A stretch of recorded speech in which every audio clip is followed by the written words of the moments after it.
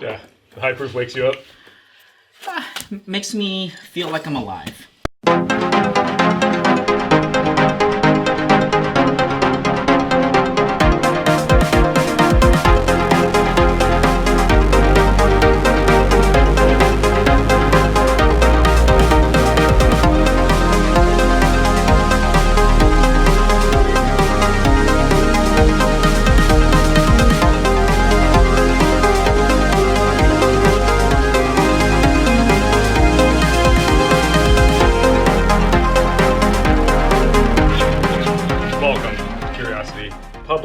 I'm Dutch. Jules here. Dylan.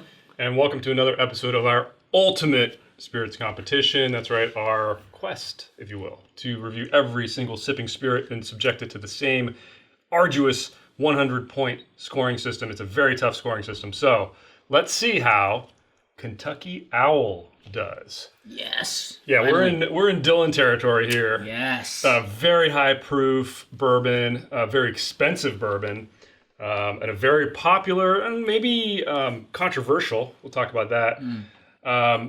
I think one of the best looking bottles around. I mean, this is just so cool. It's got a little bit of like an old timey feel, kind of cool. Like the E.H. Taylor bottle? Yeah, kind of, but I mean, like different, a very different motif. It's got the owl featured pretty prominently on it there. As you can see, this is batch 9. Of Kentucky Owl. And we can see the bottle number there. It looks like there are around 11,000 and change bottles that went out. Proof 127.6. That's 63.8% alcohol. Woo! Quite strong. Smoking. You can see on the back there that it is a Kentucky straight bourbon distilled in Kentucky. We know it's sourced. Obviously, it's got to come from Kentucky. We don't know what distillery or distilleries. Dixon Dedman is the master distiller. He's got a really awesome Instagram. I recommend you guys check it out. He's always talking about his blending, and he's the one that started the Whiskey in a Box challenge on Instagram, which was a lot of fun. We all tried our hand at it, where you get somebody to put a whiskey in a box and hide it and pour you a sip, and then you have to try to guess what it is. And it's a lot of fun. It's very humbling. And you can check out our attempts at it. I don't think any of us got it right, but still fun. All right, I'm going to get us poured. You got some more info? Yeah, so I think we reviewed the Confiscated in the past, in our previous life. So this is the batch 9. It's a blend of 4 different distillates from 4 different mash bills, ranging from 6 to 15 years in age. So they say maybe it was a 15-year-old, 2 different lots of 14-year, a 12-year, a 7-year, and a 6-year. I think Dedman said that this is the most robust Kentucky Owl batch I've ever created, and it's the highest proof batch to date. And like Dutch said, 11,000 bottles in 42 states. The MSRP is $300. That's a pricey bourbon, guys. And I think that's a little bit where the controversy kicks in. I mean, a lot of people were bad-mouthing Dixon for the price of this thing. Yeah. According to him, he doesn't really have any control over that. He blends it, and then this is Diageo? Marketing. I don't remember the company. We'll put it up. It's one of the big ones. They handle it all, so he said kind of out of his hands. We were able to pick this up with the great help of a coupon for $269. Nice. So you gotta love using those coupons, guys. Yeah. And you can find this. You know, it tends to be. It's there. It's out there. It's not always priced. Yeah. That well, but I mean, I think you can usually find it for around MSRP. I don't know. I know exactly where there's one available. I can get it right now. Yeah. So it is out MSRP? there. Actually, his price. Nice. Yeah. Without a coupon. So I misspoke earlier. This is Stoli. Stoli owns it. Stoli. Yeah, not Diageo. Dude, the 45, Dylan. Yeah. You doing the 45? It's a 45. It's completely different. Mm-hmm. Very different. Have I just been nosing bourbon wrong all these years? Yes. You need to get this at a 45-degree angle. Oh my god. And you can test it. You can try it at different angles, and you'll see. You'll experience the aroma in different ways. Yeah. All right, guys. We've had some time to taste.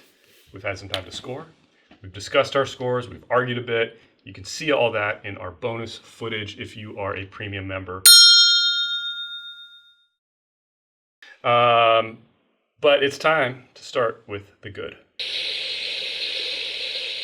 I found a lot of good here. I mean, I really rated this pretty high overall. Standout tracks for me: aroma, finish, and uniqueness. I mean, the aroma, I got all kinds of stuff on the nose. I pulled out a fruit component, a brown sugar component. It was really enjoyable. Maybe a touch of oak in there. There was a little bit of ethanol on my first sniff, but as it opened up, that went away completely. I really enjoyed the aroma. The finish I thought was great as well. That's kind of where like this brown sugar component was like the only thing that lingered for me. Dylan, I know, got a different thing on the finish, so maybe you might have some variance in palate there depending on who you are, I guess. Yeah. I actually do think it's fairly unique, and the reason I'm saying that is this is a non-distiller. This is a proper blend, right? And an outside non-distiller, high-proof blend with old juice that has this kind of good flavor profile. To me, that does kind of stand out from the pack. You can get this kind of stuff from the big boys, the Heaven Hills, the Woodfords, the Buffalo Traces, but a lot of the sourced stuff, you don't really see people with this much attention to the blending skill, and that I think that stands out. On top of all that, the bottle, all that uniqueness, fantastic. Dude, this was Flavor Town, man. That's what was fantastic about it. I mean, I gave it an 18 out of 20, so high marks there. I honestly entered into a cinnamon, and then I walked out into Sally Fields because I was getting all kinds of good stuff, man, from the cinnamon some Toll House roll. cookies in there too. Yeah, and then throw some, Alamodi style. Dude, get some ice cream, and we're good to go. So, if you guys want some flavor, this is the bottle, man. I feel like you could reduce this, and it would become like a caramel sauce, a spiced caramel sauce. Well, Drizzled all over a cinnamon. I know. Okay, so let me talk about some good here. I'm actually going to talk about two things. I didn't tell you guys, but I'm going to talk about the body first. I think it's superb. I think it lingers. It is wonderful. It feels really good on the palate. I love swishing it around. I love creating my little tongue cup and putting it there and allowing it to absorb. I love it. But the other thing that I wanted to touch on is the drinkability. Man, is this really drinkable? I think I can, I've criticized a little bit on the other categories, but I can't deny that, he blended it so that it's superbly drinkable. I mean, it tastes low proof to me. I mean, like below 100. And it doesn't taste like 120 plus. And so that's great. It's amazing that you can do that using, 6-year to 15-year, liquor. And I mean, a 6-year to 14-year liquor. I mean, it's just amazing. And that I have to say kudos. I mean, it's really, really good. Awesome. A lot of good here. Let's see what bad we can talk about. All right, I'll kick things off. I will mention the balance feeling a bit off to me. And maybe it's just that it was unconventional. I agree. The way it was balanced. And it was almost like it was non-linear, if that makes sense. Like, there were a lot of different flavors, and the intensity might be about the same, but they hit you at different times on the palate, which is kind of weird. I don't know. It struck me as weird. So it did feel almost like a little bit disjointed. When I took my first sip, it was like, oh, here's sugar, and then that fades, and then here's some fruit, and that fades, and then here's some spice, and then that fades, and then I got like a little bit of that cooked sugar at the end, like the caramel at the end. So it was kind of just, it was a journey, but it didn't feel like it was proportional always, or in the right order even. Yeah, no, I agree with you. The balance was definitely what was off for me. I think you put it perfectly with the non-linear kind of fade, but it was also for me, it hit, the intensity was, strongly on the spicy hot end, mostly for me. So while I did get like the sweet, I didn't get it as intense. So, since it lingered at that. And then other bad thing here is the value, man, just because, I don't know, I can't really justify a $300 price. Well, we can talk about that later. We can talk about it later, but Always got to jump the gun. Yeah, so I want to talk about the finish. I thought that didn't score very well for me. And the reason for that is, in an ideal, I mean, this is my personal thing. Like, in an ideal situation, what I would love is, I like the kind of the cooked fruits, the flowers, all of the sweetness, the molasses, the honey, the wood. I want all of that kind of in a well-rounded finish and kind of and lasting longer. And then I want to have that kind of experience linger.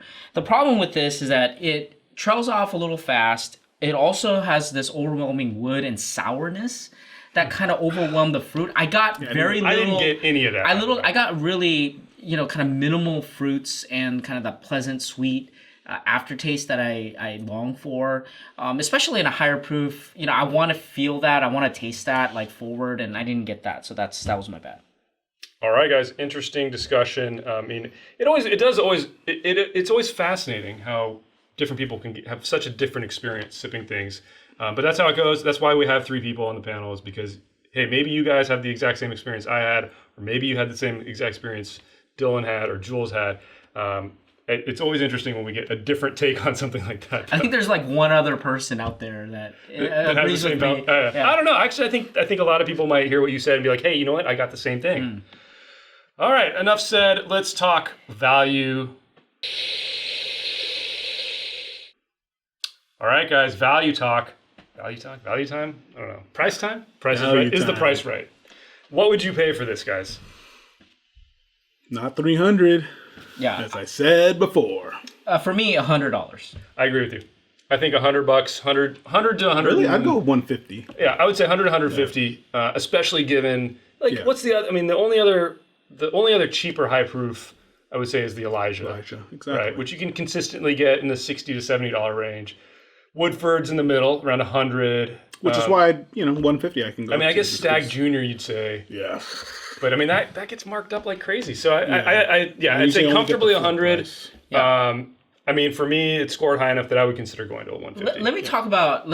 I mean, I love high proof. Just full disclosure. And I think, like brothers and sisters out there who are big fans of the Elijah Barrel, like they come and they have batches every year, right? And they love that experience. They can get different types of flavors in different batches per year. I mean, they'll get all of that like multiple times in the year, right? And then same thing with not George CSAG, which is another thing. Stag Junior at that price point, they get that. Robust flavor that they want, and every year it's slightly different. Right. And so you get that on the market for below $100. Right. Well, you can get 4 or 5 bottles of Elijah Craig Barrel Proof for the price of this. I can get Elijah Craig, I can get this Stag Junior, and I can get Woodford. I can get all 3 at MSRP. I mean, what I will say is that I do like this. I like this better than Stag Junior.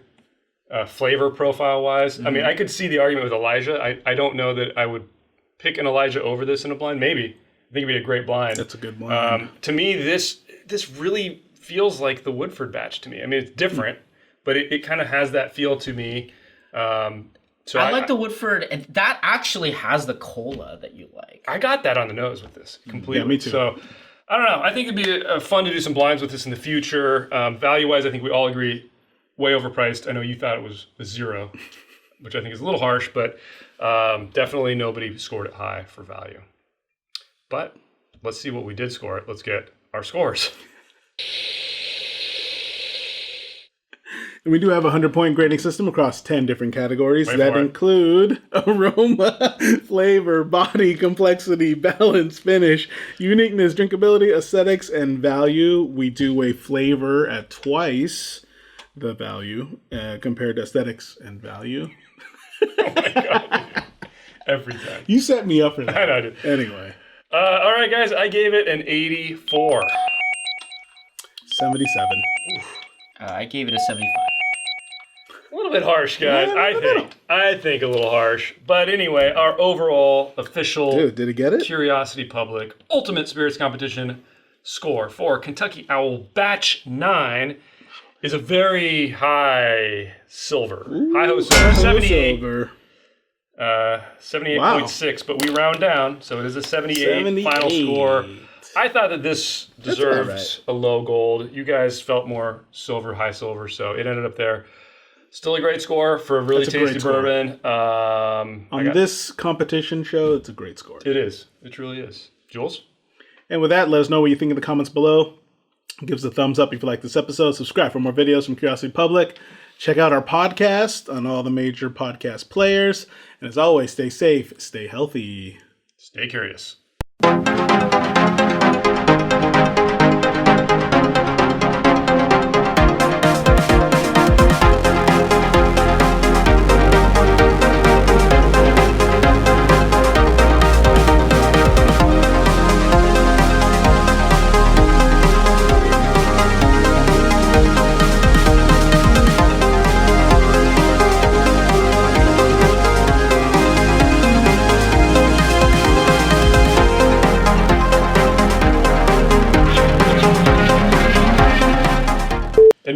we should say we had an opportunity to buy Dry State today Oh, yeah. for a bargain for $899, which What is cheap a for Dry States. bargain. But I'm just not gonna spend that much. YouTube money. Yeah.